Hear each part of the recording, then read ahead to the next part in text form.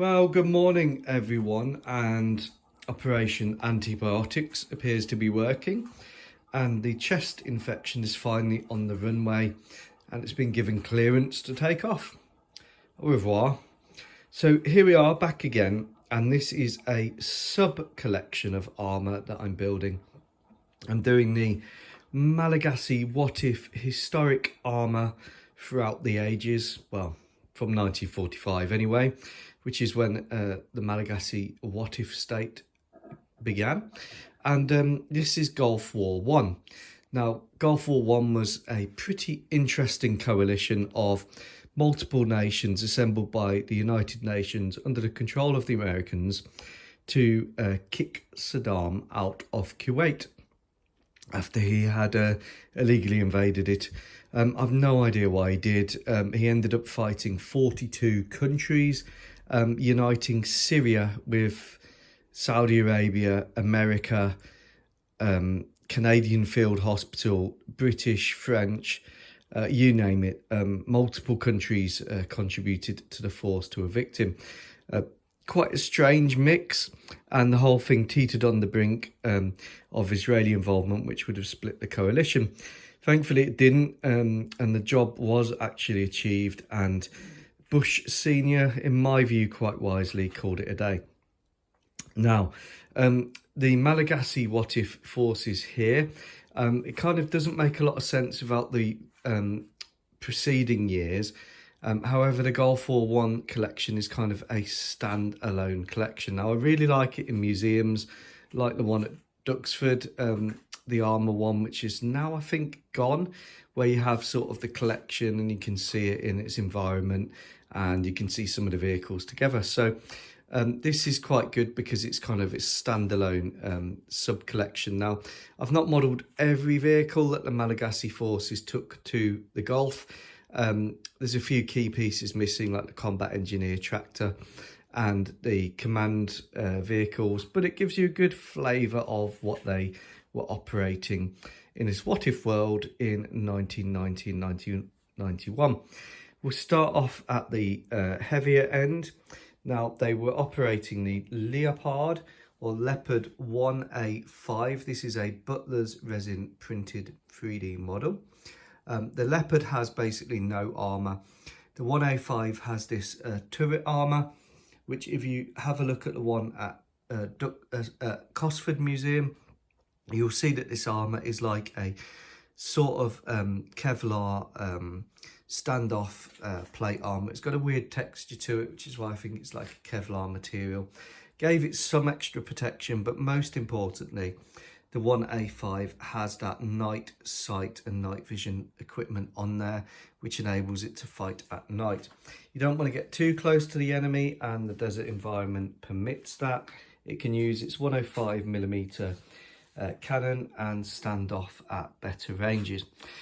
Next in line, we have a Marder 1A3. These are the upgraded armour versions, which had extra armour, spaced armour on here, and the Malagasys upgraded the side armour with composite like the Warriors for the British.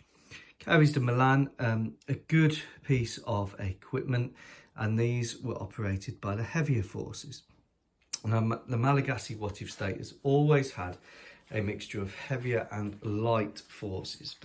Now, the light forces are the ones which are fast, mobile, do the flank and screening security, and at this time we have the ERC 90 Lynx. This is a Butler's printed model, and an ERC 90 Sagi with the 90mm gun. So low pressure gun, high pressure gun, both Butler's prints. Fast, mobile vehicles, not very much armour. And the infantry for the light forces, that they rode in the Fuchs 6-wheel German APC. Again, not heavily armoured, but fast and mobile. So these did the light screening flank security, and these provided the punch. Now, the Malagasy What If forces in this What If contribution operated up near the French, so the very far end of the right hook that went into Iraq. And then in the what if world, they got quite far towards Najaf and towards Baghdad before the war finished. Engineering wise, they were supported by Centurion ARVs. This is an S&S model Oliphant South African tank because it has the diesel engine with a T55 ARV conversion bolted on, which I think makes a really nice armoured recovery vehicle. Die-cast Centurion with an S&S model AVRE, Armoured Vehicle Royal Engineer conversion there with the mine plough, fascine carrier, turret baskets, and a giant Viper mine clearing trailer, again from S&S model.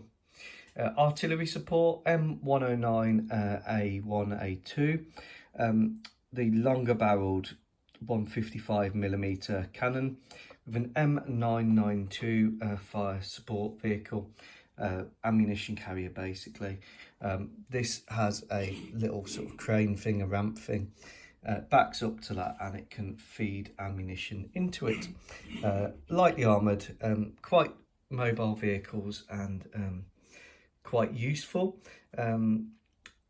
Used in the longer barrel configuration from the mid-80s to the early 2000s, being replaced by the G6, but a great weapon system for its time.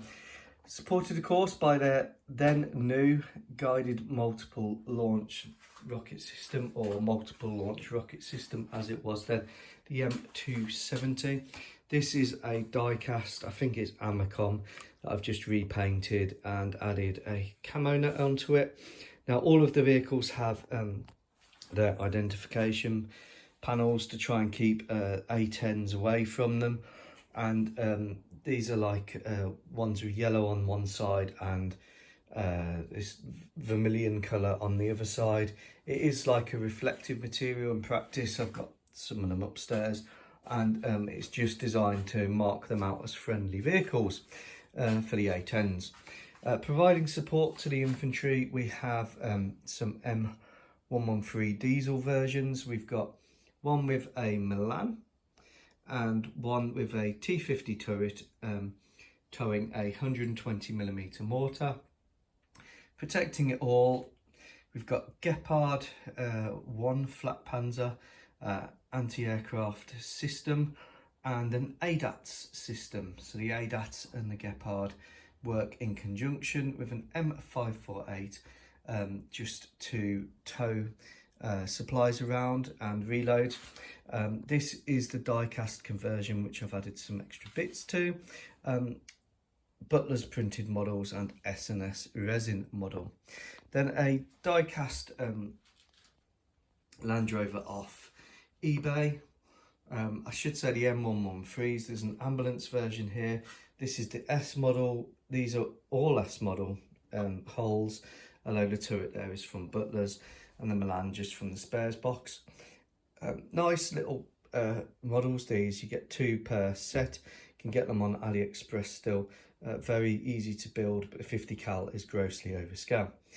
Going back to here, the ADATS was an anti-tank and anti-aircraft system, so it could be used in both roles. The Malagasys tended to use it primarily in the anti-aircraft system, so these are your low-level air defenders. And last but not least, we have a S&S model Foden drops. So the drops would carry the MLRS reloads, the artillery reloads, drop them off, take it around. Really good piece of kit, the Foden drops. 8-wheel, very mobile, could carry a trailer. This one's got a Butler's printed model drops rack and a shed ring model railways container, 20-foot ISO container. I really like the way that looks. Just transports everything around. I haven't made any tank transporters for this era. Last but not least, we've got Butler's printed models, AML 90 military police or military law. They call them the military police when they deploy because no one else understands the Malagasy military law system. And a cheap 4D puzzle, AliExpress special, M35 2.5 ton truck. These actually for wargaming are all you need. build very quickly, very nicely, and just giving you an idea of the collection there. So I hope you've enjoyed this. I'll talk about how they got there to these in another video. I'm afraid the desert camouflage is playing a bit of havoc with the lighting. It's a bit of a strange sort of hue when you turn the camera, but that is how it looks. And these are all Valley-Ho UK Lightstone, which I think is a very nice desert colour. The leopard one really doesn't have a lot of armour, but it was a very fast, mobile, reliable tank. And yeah, I hope you've enjoyed this collection. Let me know what you think. And I do like this kind of light screening and sort of cavalry idea here. And yeah, I think this would be a good amount of kit, good basis to take to Gulf War 1. Take care, goodbye.